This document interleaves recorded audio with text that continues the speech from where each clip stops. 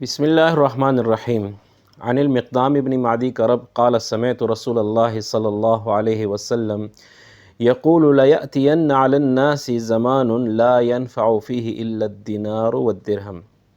مسند احمد کی روایت ہے، حضرت مقدام ابن معدی کرب رضی اللہ عنہ سے روایت ہے کہ میں نے رسول اللہ صلی اللہ علیہ وسلم سے سنا، آپ صلی اللہ علیہ وسلم فرماتے تھے لوگوں کے لیے ایک وقت آئے گا جب روپے پیسہ ہی کام آئے گا۔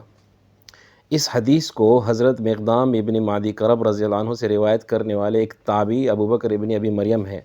انہوں نے واقعہ یہ بیان کیا ہے کہ حضرت مقدام رضی اللہ عنہ کے یہاں دودھ دینے والے جانور تھے۔ ان کے ایک باندی تھی جو دودھ فروخت کرتی تھی، اور اس دودھ کی قیمت خود حضرت مقدام رضی اللہ عنہ لیتے تھے۔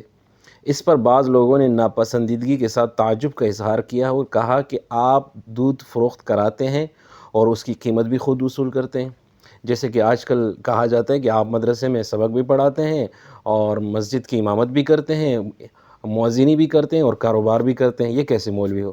خیر، تو انہوں نے فرمایا کہ ہاں میں ایسا کرتا ہوں، اور اپنے طرز عمل کے جواز کی سند میں انہوں نے رسول اللہ صلی اللہ علیہ وسلم کے اس ارشاد کا حوالہ دیا۔ ان کا مطلب یہ تھا کہ اپنی چیز فروخت کر کے روپیہ پیسہ حاصل کرنا کوئی قابل اعتراض بات نہیں ہے۔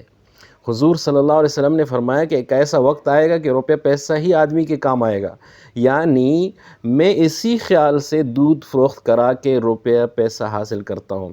مطلب یہ تھا کہ اگر عزیمت نہیں تو رخصت ضرور ہے۔ والسلام۔